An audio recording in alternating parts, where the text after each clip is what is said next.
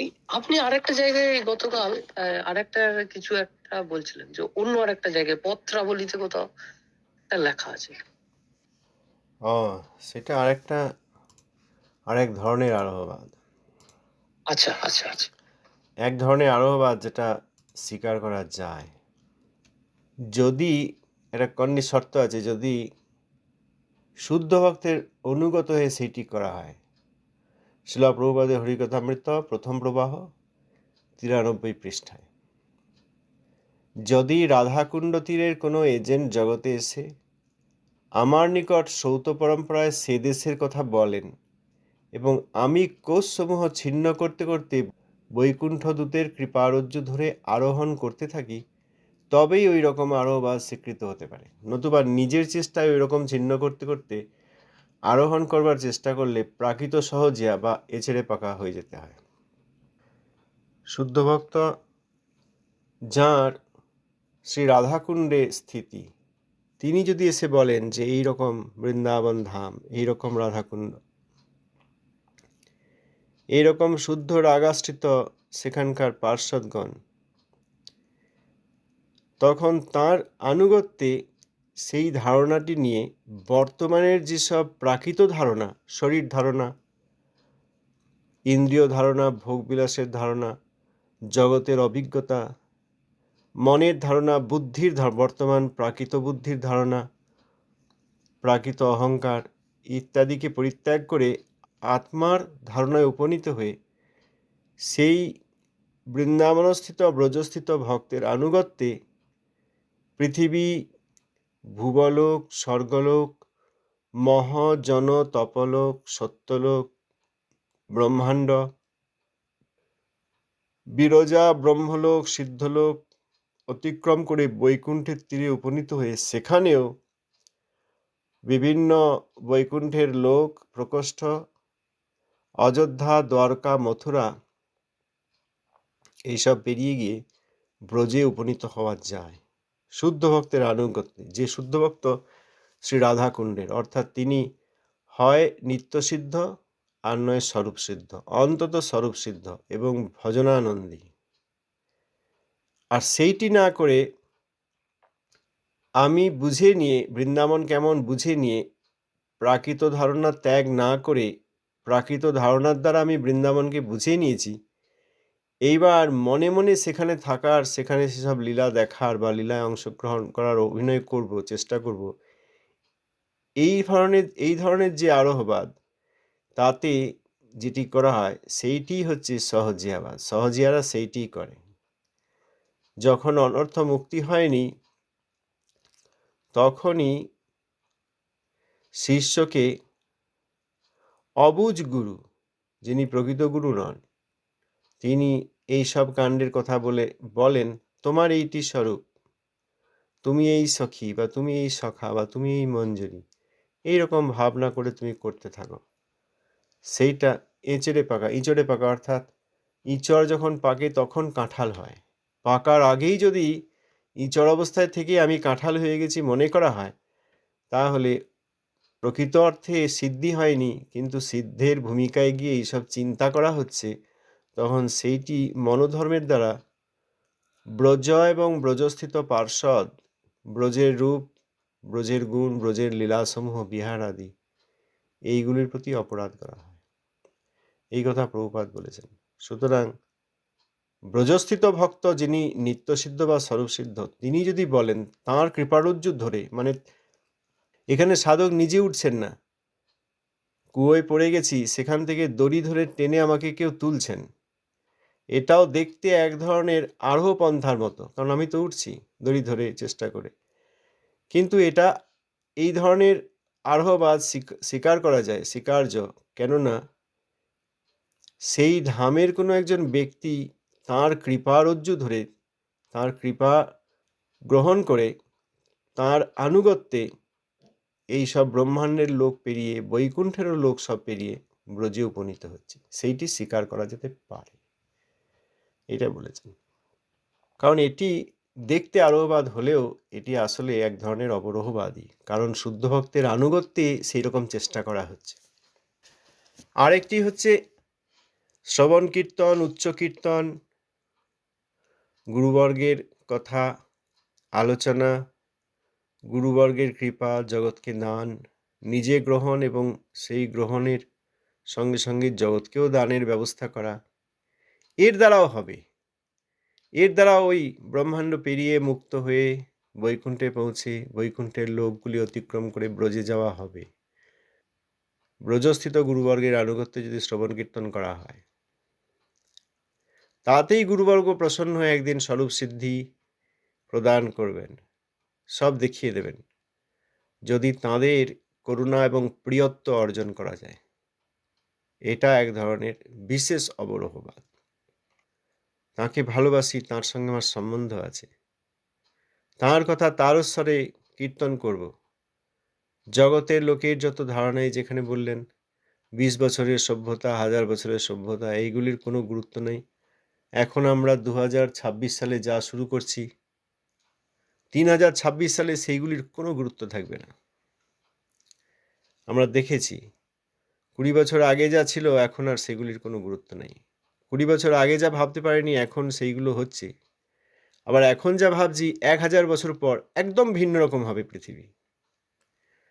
সুতরাং এইটি বুঝে কোনো লোকের জ্ঞান বা অজ্ঞান, কর্ম বা অকর্ম, বিকর্ম, যোগ বা অযোগ, এইসবের কোনো গুরুত্ব না দিয়ে আমি আমার গুরুবর্গের সঙ্গে সম্বন্ধিত তাঁদের কথাই তারস্বরে কীর্তন করব। কারণ এই কথাগুলি মহাপ্রভু 500 বছর আগে যা বলেছেন সেইগুলি আমরা এখন পালন করি।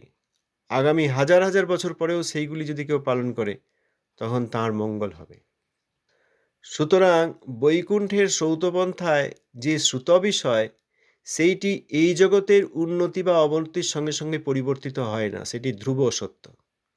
এই জন্যে গুরুবর্গের সঙ্গে সম্বন্ধিত হয়ে প্রভুপাদের শিষ্যগণ, গুরু মহারাজ, এনাদের সঙ্গে প্রকৃতরূপে সম্বন্ধিত হয়ে এদের কথাই তারস্বরে কীর্তন করব।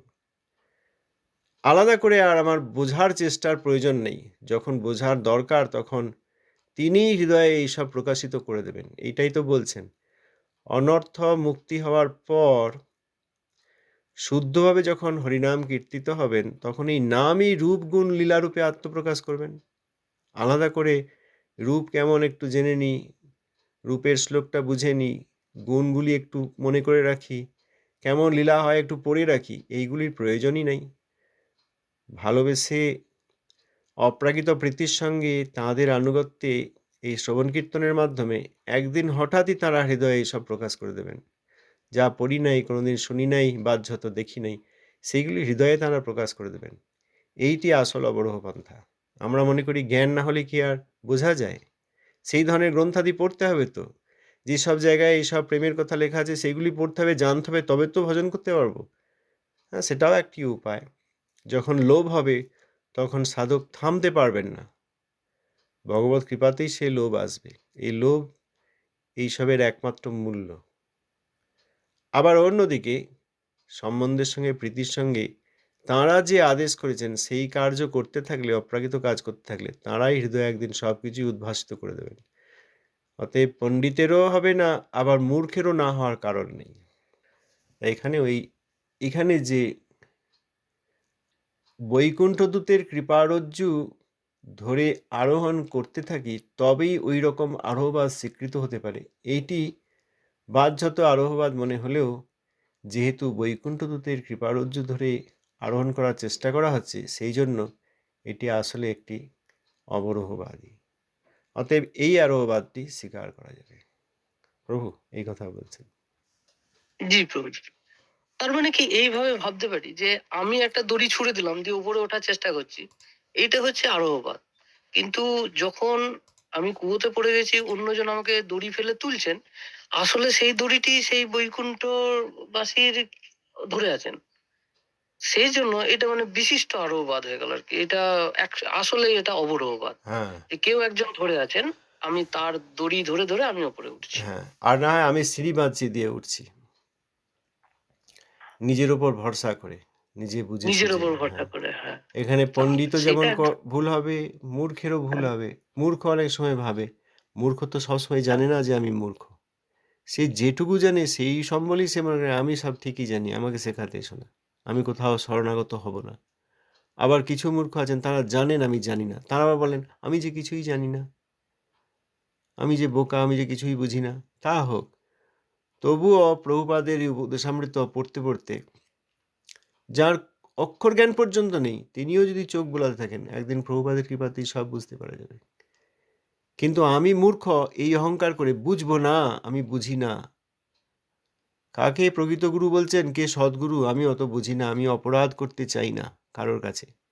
এইটা হচ্ছে মূর্খামি। এই মূর্খামি আর ওই পাণ্ডিত্য দুটোই আমাদেরকে হরিভক্তি থেকে দূরে রাখে। এরকম আছে না, অনেকে বলে থাক আমি বৈষ্ণব নিন্দা করব না, কি জানি কোথায় কি হয়ে যায়।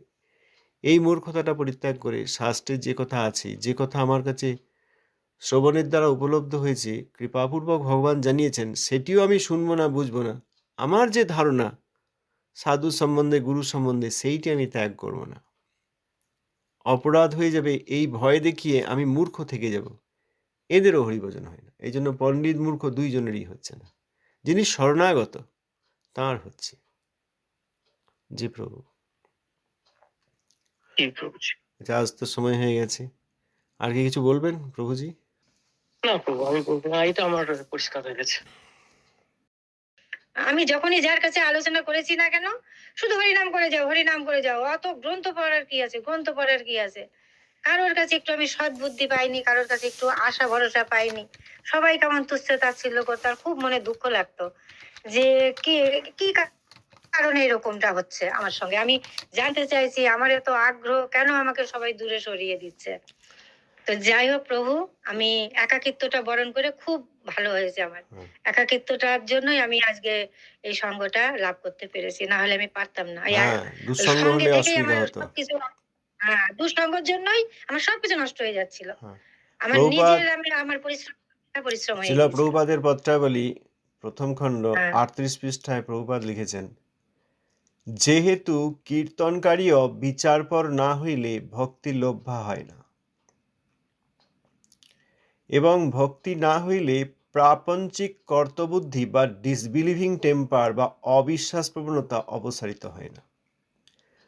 সুতরাং হ্যাঁ, হরিনাম করে যাও ঠিকই, যিনি সরলভাবে হরিনাম করবেন তাঁর কাছে ভগবান কৃপাপূর্বক শুদ্ধ সাধুর হরিকথা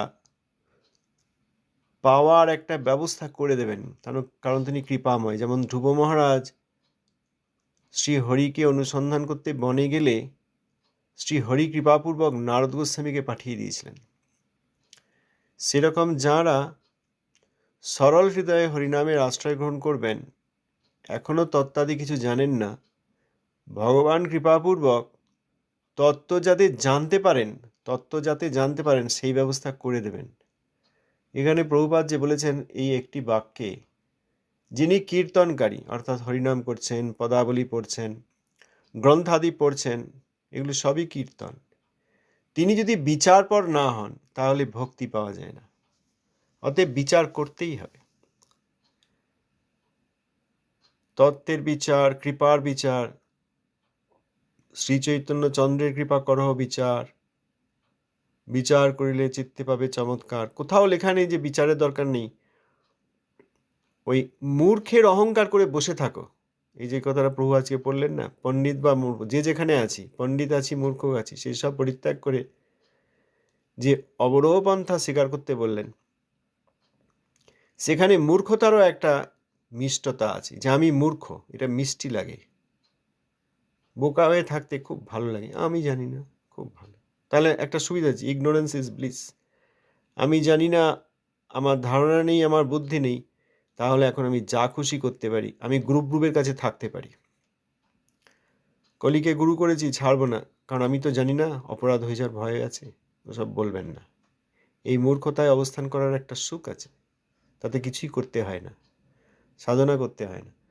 তো কীর্তনকারীকে বিচারপর হতে হবে, কি পড়লাম, কি বুঝলাম, হরিনাম কি, হরিনামের অর্থ কি, হরিনামের অপরাধগুলি কি কি, অপরাধ ত্যাগ করে তার ব্যতিরেক ক্রিয়াগুলি কি কি। আমরা আগে পড়েছি শ্রী হরিনাম চিন্তামণিতে, যে কেবল 10টি নামাপরাধ ত্যাগ করলেই হবে না, 10টি নামাপরাধ ত্যাগ তার ব্যতিরেকে যে ক্রিয়াগুলি আছে, অর্থাৎ সাধু নিন্দা, সাধু নিন্দা করো না, ভালো, কারণ সাধু নিন্দা করলে নামাপরাধ হয়, প্রথম নামাপরাধ, না করলে নামাপরাধ হয় না।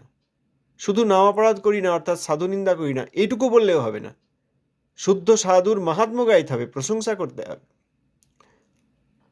শুদ্ধ সাধুর জীবনী, চরিত, শিক্ষা এইগুলি কীর্তন করতে হবে নিজের জন্য এবং অপরের জন্য, তবে সাধুর মাহাত্ম্য কীর্তন হবে। প্রথম নামাপরাধ সাধু নিন্দা পরিত্যাগ করে সাধুর মাহাত্ম্য কীর্তন, সেইটি করলে তখন প্রকৃত হরিনাম হবে। সুতরাং কীর্তনকারীকে বিচারপর হতেই হয়, না হলে ভক্তি লাভ হয় না। আর ভক্তি যতক্ষণ না হয় হৃদয়ে, ততক্ষণ এই প্রাপঞ্চিক অর্থাৎ এই জগতের যে কর্তব্য বুদ্ধি, অনেক কর্তব্য বুদ্ধি আছে, স্বামী রূপে কর্তব্য বুদ্ধি, স্ত্রী রূপে কর্তব্য বুদ্ধি, পিতা মাতা রূপে কর্তব্য বুদ্ধি, পুত্র কন্যা রূপে কর্তব্য বুদ্ধি, গুরুব্রুবের শিষ্য রূপে একটা কর্তব্য বুদ্ধি। গুরুব্রুব আসছে, দেখা করি, গুরুব্রুব চায় একটু আরতি করি, ঠিক আছে তাও করি। গুরুব্রুব অন্যায় করবে, কিছু অর্থ তুলে দিই। এই যে কর্তব্য বুদ্ধি, এগুলো আবার অপরাধযুক্ত কর্তব্য। বা ডিসবিলিভিং টেম্পার, বা আমার বিশ্বাস নাই, শুদ্ধ ভক্তিতে, হরিনামে, শাস্ত্রে, সাধুর আদেশে কোথাও আমার বিশ্বাস নাই, এই যে ধারণা, এইটি অপসারিত হয় না। তো কে বলবেন যে কিছু বোঝার দরকার নেই? তাকে বলতে হবে না, বোঝার দরকার আছে। এই একটি বাক্য রোগের ওষুধ। আমারও ওই রোগ আছে, অনেকের এই রোগ আছে, সবাই মিলে ওষুধ নিচ্ছি যাতে আমারও মঙ্গল হয়, তাদেরও মঙ্গল হয়। কৃষ্ণার্থে অখিল চেষ্ট না হলে মঙ্গল হয় না। যা আছি এইটুকু করছি, এতেই হবে, বা এর বেশি আর আগাবো না, স্থির করে নিয়েছি, তা বললেও হয় না। এরপরে কি করা যায়? তো সবাইকে, অনেককে জিজ্ঞেস করি, কেউ তাতে আর গুরুত্ব দেন না দেখি। কেউ কেউ দেন, বেশিরভাগই দেন না। আমার যা আছে এই পর্যন্ত ঠিক আছে, লুকিয়ে চুরিয়ে করছি, যা করছি এই কঠিন, আর আগে বেরোবার দরকার নেই। তাও হয় না। অখিল চেষ্টা মানে কি? যে চেষ্টা এখন করছি সেটা সীমিত চেষ্টা, আর কি করা যায়, আর কি করব, এইটি না হলে হয় না। তা যারা নীরব থাকেন তাদের কাছে আমার প্রার্থনা, নীরব থেকে নিজেকে বঞ্চিত না করে সরব হওয়া ভালো। প্রত্যেক দিন কিছু না কিছু আমাদের আছে নতুন, যদি না থাকে তাহলে জানতে হবে সাধনা হচ্ছে না। কারণ গতকাল যা ছিল আজও তাই আছে, আগামীকালও তাই থাকবে। তার মানে আমরা সাধনায় আর এগোচ্ছি না, তাহলে আবার পিছিয়ে যাওয়ার ভয় আছে। তার চেয়ে গুরুবর্গের আদেশ অনুসারে কৃষ্ণার্থে অখিল চেষ্টা হওয়া দরকার, যে এই পর্যন্ত করলাম, এরপর কি করব। গুরুব্রুব ত্যাগ করতে পেরেছি, খুব ভালো, খুব কঠিন, হাজার লোক করতে পারেনি। এবার এরপরে কি করা দরকার? আর কাউকে কি সহায়তা করতে পারি গুরুব্রুব ত্যাগে, সেটাও দেখতে হবে। এখন তারপর এই যে ভুল ধারণাগুলো রয়েছে, আপনি গতকাল বলছেন না, একজন বলছে যে এই আমরা আলোচনা করেছি যেগুলো, তাদেরকেও বলতে হবে। ওই হঠাৎ মৌন হয়ে গেলে হবে না, মৌন হয়ে যাওয়া মানে আবার অলস হয়ে যাওয়া, দরকার নেই বাবু। তাদেরকে জবাবটি দিয়ে তারপর দেখতে হবে কি বলেন। ওষুধটা দেয়া হোক, বিক্রিয়াটি করুক, তারপর দেখা যাবে। আমি মৌন হব না, তাদেরকে মৌন করে দিতে হবে যে আপনাদের আর জবাব নেই। তখন সেই বিক্রিয়া হতে হতে 1 দিন, 10 দিন, 1 বছর, 10 বছর, 10 জন্ম পর তাদের আবার মঙ্গল হবে। হ্যাঁ, কারণ তারা যেসব কথাগুলি বলছেন সেগুলির মূলে রয়েছে বৈষ্ণব অপরাধ। গতকাল যে আমরা আলোচনা করছিলাম, যে আর কোনো মঠে যাননি, তার ভিতরে কত অপরাধ রয়েছে। গোস্বামী মহারাজের মঠে আমরা থাকতাম ছোটবেলায়, তারপরে আরও অন্যান্য মঠে সব গিয়েছি। সেই জন্য সৌভাগ্যবশত এদের এই রোগগুলো আমি নিই নাই, গুরুবর্গের কৃপায়। আমি যখন যাই মায়াপুর, প্রত্যেক আচার্যের সমাধি মন্দির, ভজন কুটির এবং তাদের প্রতিষ্ঠিত শ্রীবিগ্রহগণকে দর্শন করতে অবশ্যই যাই। কারণ প্রত্যেক আচার্যই এক গুরুদেবেরই বিভিন্ন রূপ। এই যে একটা লোক বলল যে তিনি আর কোনো মঠে যান নাই, এটা কি ধরনের যুক্তি? সুতরাং তাদেরই এক একটি বাক্যের ভিতরে গভীরে এবং লুকানো অনেক অপরাধসূচক বীজ আছে, আমরা যেটা আলোচনা করলাম গতকাল। এইসব লোকদের এত বেশি ভক্তিহীনতা এবং ভক্তিবিরোধ এবং ভক্তবিরোধ আছে যে আমাদের জীবন ছোট পড়ে যাচ্ছে, একজনের জীবন ছোট পড়ে যাচ্ছে, 10 জনের জীবন ছোট পড়ে যাচ্ছে। প্রত্যেককে এগিয়ে আসতে হবে। যারা আসছেন না আমি খুব দুঃখ পাই, বুঝলেন? তারপরেও আসছেন না, লুকিয়ে থাকছেন, এড়িয়ে যাচ্ছেন। কেন এড়িয়ে যাচ্ছেন বলুন তো একবার? কেউ বলতে চাইছেন না। অতএব প্রত্যেকেরই প্রত্যেক দিন কিছু না কিছু বলার থাকবে, এত বলার থাকবে যেন থামাতে হয়, যে দাঁড়ান দাঁড়ান দাঁড়ান, আরো অনেকের বলার আছে।